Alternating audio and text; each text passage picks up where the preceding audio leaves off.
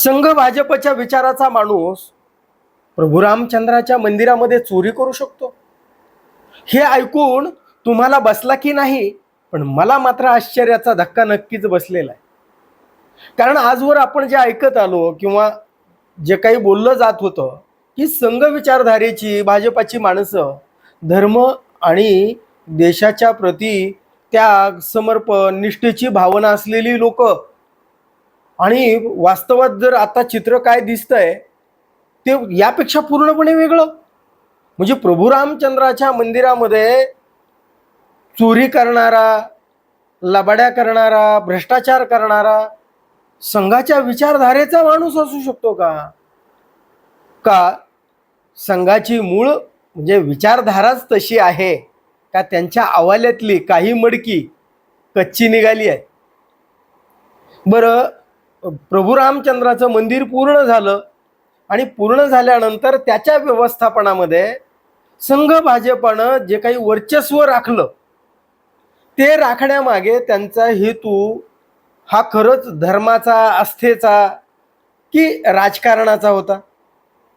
आणि जर खरोखर हा विषय जर राजकारणाचा किंवा सत्ता प्राप्तीचा एक मार्ग म्हणून जर खराच जर त्या व्यवस्थापनामध्ये प्रभू रामचंद्राच्या त्या मंदिराच्या, तर त्यातून प्रभू रामचंद्राची सुटका आपण कशा पद्धतीने करू शकतो याविषयी आज आपण सविस्तर विश्लेषण पाहणार आहे.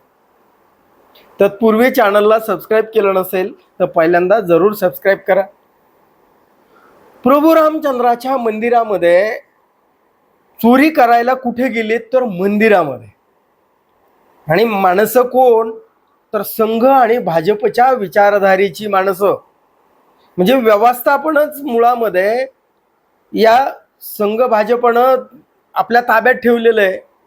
आणि त्यामध्ये त्या तिजोरीवर जर डल्ला मारला जात असेल आणि ती लोक संघ भाजपच्या विचाराची असतील तर मग ही गोष्ट आपल्याला आपल्या धार्मिक आस्थेला करोडो प्रभू रामचंद्रांच्या भक्ताला निश्चितच धक्का देणारी आहे. आणि तो आश्चर्याचा नाही आहे, खेदानं किंवा दुःखाचा धक्का असेल तो.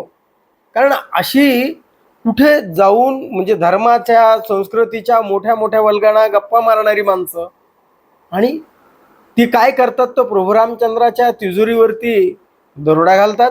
बरं, गोष्ट तेवढीच नव्हती की प्रभू रामचंद्राच्या याच्या मंदिरासाठी जी काही जमीन खरेदी घोटाळा झाला होता की 1-2 कोटीची जमीन 24-25 कोटीला विकल्या गेली.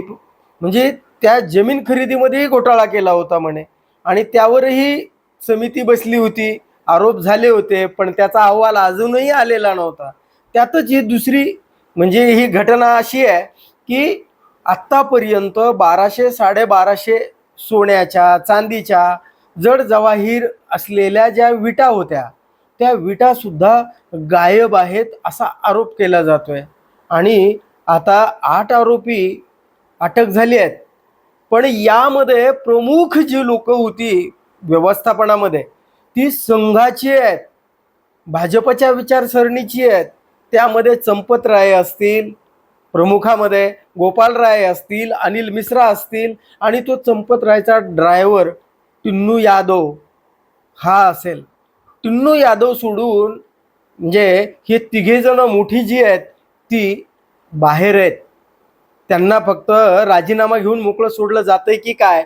पण प्रभू रामचंद्राच्या मंदिरामध्ये जर खरोखर चोरी होत असेल आणि त्यात संघ भाजपच्या विचारसरणीची माणसं असतील तर ही गोष्ट म्हणजे संघाचा मूळ विचारच असा होता का असा सुद्धा विचार करावा लागतोय.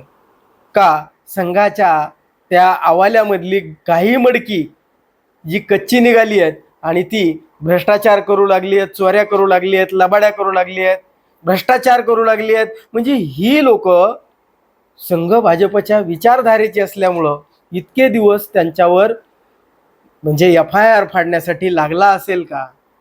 बरं, मंदिर व्यवस्थापनामध्ये मंदिर बांधताना म्हणण्यापेक्षा बाबरीचा ढाचा पाडला त्यावेळेस या संघ भाजपच्या योगदानापेक्षा हिंदू हृदय सम्राट बाळासाहेब ठाकरेंचं योगदान सगळ्यात मोठं होतं भारतामध्ये. हा एकमेव वाघ होता की जो म्हणाला की ही बाबरीचा जो ढाचा आहे तो माझ्या शिवसैनिकांनी पाडलाय. हे अडवाणी असतील, हे ते जोशी असतील, यांनी सरळ सरळ आम्ही त्यामध्ये सहभागी नाही आहेत अशा पद्धतीने माघार घेतलेली आहे. संघ भाजपनं मंदिर पूर्ण करताना मात्र या व्यवस्थापनामध्ये आपलं पूर्ण वर्चस्व राखलं. बरं, हा धार्मिक आस्थेचा विषय होता का? त्यांनी या मंदिरावरचा ताबा त्यांना का बरं हवा होता? तर यामागे त्यांचं खरंच राजकारण होतं का? की सत्ता प्राप्तीचा काही मार्ग त्या प्रभू रामचंद्राच्या त्या मंदिराच्या वाटेनं जातो का? जर असं असेल तर मग तो धर्माचा आस्थेचा विषय नसेल आणि तो राजकारणाचा जर असेल तर मग काय? मग प्रभू रामचंद्रांच्या मंदिरामध्ये म्हणजे ते जे मंदिर आहे तिथे राहून चोऱ्या करून जर राजकीय पक्ष वाढवले जात असतील, आपल्या विचारधारा बळकट करण्यासाठी त्या प्रभू रामचंद्राच्या समोर आलेल्या दानाचा वापर केला जात असेल, तर मग या राजकीय चौकटीतून किंवा राजकीय या भाजपाच्या संघाच्या विळख्यातून प्रभू रामचंद्राची सुटका कशी बरं करता येईल?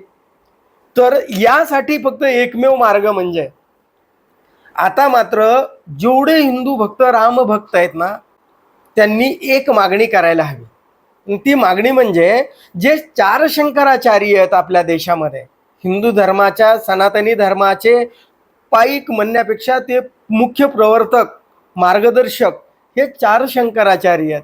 त्या 4 शंकराचार्यांच्या ताब्यामध्ये ते मंदिर असावं. ते 13 आखाडे आहेत आपल्याकडे, म्हणजे रामानुजाचार्य असतील, हे 13 आखाडे असतील, म्हणजे धार्मिक संतपीठावरची किंवा पीठाचार्य किंवा शंकराचार्य यांच्याकडं या मंदिराचं व्यवस्थापन द्यायला हवं.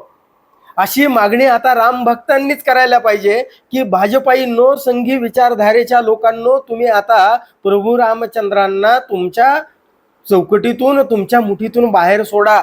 तो आमच्या धर्माचा, आमच्या आस्थेचा विषय आहे. तो तुमच्या राजकारणाचा, भ्रष्टाचाराचा, चोऱ्यांचा, लवाड्यांचा विषय नाही आहे, आमच्या आस्थेचा विषय आहे. म्हणून ते प्रभू रामचंद्रांचा जो काही मंदिर व्यवस्थापन आहे त्यामध्ये या धर्माचार्यांचा प्रमुख वाटा असावा आणि त्यांचा समावेश यामध्ये करण्यातच यायला पाहिजे.